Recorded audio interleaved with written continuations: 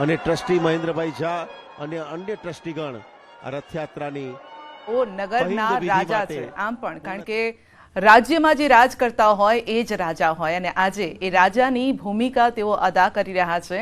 કારણ કે પહેલાંનો જે સમય હતો ત્યારે ભગવાન જ્યારે નગરચર્યાએ નીકળતા ત્યારે રાજાનું એ કર્તવ્ય છે કે તેઓ એ રસ્તો સાફ કરે અને હવે તેઓ પહિંદ વિધિ માટે તેઓ આગળ વધી રહ્યા છે અને પહેલાં રથમાં પહોંચી અને પૂજા વિધિ કરશે, ત્યારબાદ એ રસ્તો પણ સાફ કરશે. કહેવાય છે કે આ સોનાની સાવરણીથી રસ્તો સાફ કરવામાં આવે છે, કારણ કે આપણે આપણા ઘરનું આંગણું જ્યારે સાફ કરતા હોય ત્યારે સામાન્ય સાવરણીથી કરતા હોઈએ છીએ, પરંતુ આ તો ભગવાન છે અને જગતનો નાથ છે. અને જ્યારે જગતનો નાથ નગરચર્યાએ નીકળતો હોય, તેમના ભક્તોને દર્શન આપવા માટે નીકળતો હોય, ત્યારે તેમના રસ્તા પણ આંગણું સાફ હોવું જરૂરી છે અને એ સાફ કરશે રાજા, નગરના રાજા. અને નગરના રાજા, ગુજરાતના રાજા કોણ છે? તો ભૂપેન્દ્રભાઈ પટેલ છે.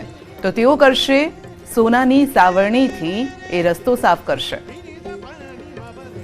કારણ કે આપણે પણ ફક્ત આ જ રસ્તો સાફ નહીં કરવામાં આવે, પરંતુ જ્યાં જ્યાંથી રથ પસાર થતા હોય છે તો લોકોના ઘરની પાસે, દુકાનની પાસેથી જ્યારે આ રથ ત્યાં નીકળતા હોય છે ત્યારે લોકો પણ તેમના આંગણાને સાફ કરતા હોય છે.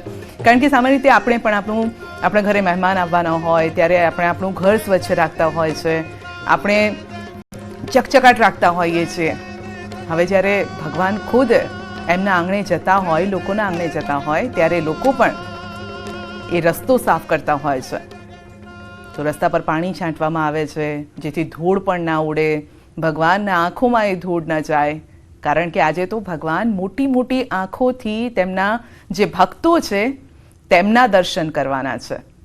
સામાન્ય રીતે આપણે એવું કહેતા હોઈએ છીએ કે આપણે એક સામાન્ય લોક છીએ અને આપણે ભગવાનના દર્શન કરતા હોઈએ છીએ, પરંતુ આજે તો ભગવાન પણ મનમાં એમ જ કહેતા હોય છે કે નહીં, આજે હું તમારા દર્શને આવી રહ્યો છું, હું મારા જે ભક્તો છે, ભોળા ભક્તો છે, તેમના દર્શન કરીશ. અને આપ સીધા દ્રશ્યો જોઈ રહ્યા છો કે સોનાની જે સાવરણી છે તે હાથમાં લઈને આગળ વધી રહ્યા છે અને હવે તેઓ રસ્તો સાફ કરશે. તો જગન્નાથજીને તેઓએ પુષ્પ અર્પણ કર્યા છે, ફૂલોનો હાર પહેરાવ્યો છે અને આપ જોઈ શકો છો સૌથી મહત્વની આ વિધિ હોય છે જેને પહિંદ વિધિ કહેવામાં આવે છે. અને પહિંદ વિધિનો મતલબ એ છે કે નગરના, અને જય જયકાર પણ અહીંયા થઈ રહ્યો છે, જય જગન્નાથ. આ એક જ દિવસ હોય છે વર્ષમાં એવો કે જ્યારે ભગવાન ખુદ દર્શન આપવા માટે નીકળે છે ને ભક્તોને પણ તેઓ પ્રેમથી નિહાળતા હોય છે. અને એટલા માટે જ કહેવાય છે કે ભગવાનની આંખો આટલી મોટી કેમ હોય છે?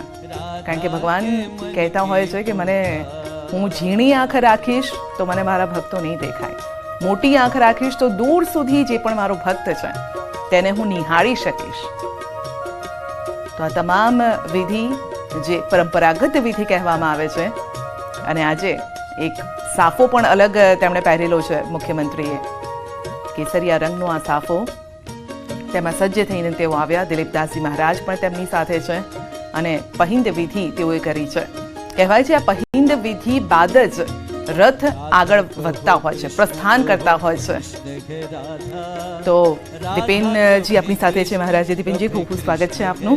અને સૌથી અગત્યની આ વિધિ છે પહિંદ વિધિ. મેં પહેલા જ ઘણી બધી વાત કરી લીધી છે, પરંતુ આપના મુખેથી અમે સાંભળવા ઈચ્છી રહ્યા છે કે આનું મહત્વ કેટલું છે.